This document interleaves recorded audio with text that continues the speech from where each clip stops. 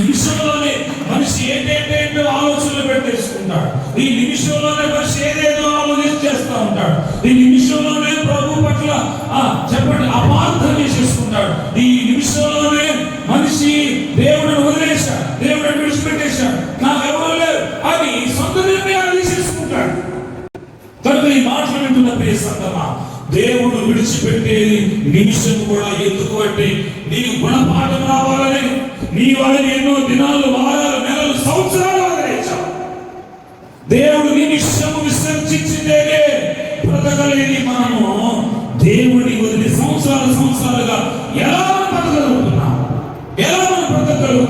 ఎలా జీవించగలుగుతున్నాం? అందుకే 10వ వచనం పర్వతములు తొలగిపోయినను, మెట్టలు తత్తరిల్లిపోయినను, నా కృపను విడిచిపోదని సమాధాన విషయమైన నా నిబంధన కలిగిపోదు అని దేవుడు సెలవిస్తున్నాడు. చబరబడి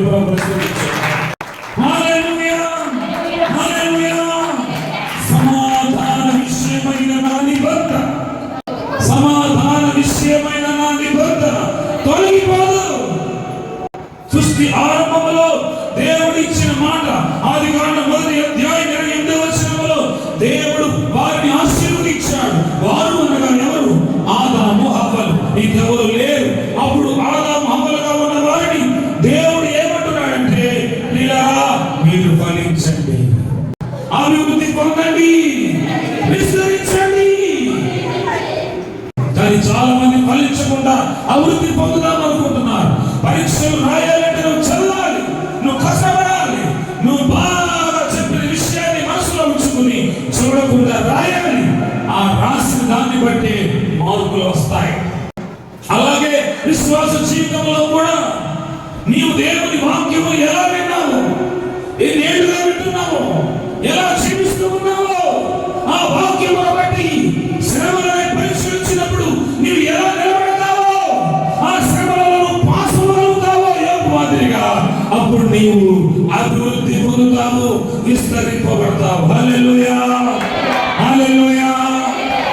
ప్రియ సంఘమా, ఫలించే వారే అభివృద్ధి పొందుతారు, అభివృద్ధి పొందిన వారు విస్తరించబడతారు.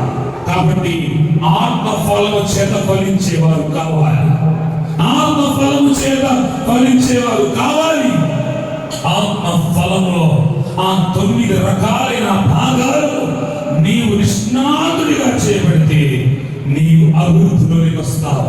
అందుకే 115వ కీర్తన 12వ వచనం నాడు, యెహోవా మమ్మను మరచిపోలేదు, ఆయన మమ్మను ఆశీర్వదిస్తాడు. హల్లెలూయా, హల్లెలూయా. ఆయన మమ్మను మరచిపోలేదు, ఆయన ఆశీర్వదిస్తాడు, ఆ ఇశ్రాయేలును ఆశీర్వదిస్తాడు, ఆయన బిడ్డలను ఆశీర్వదిస్తాడు, ఆయన బ్రతుకులో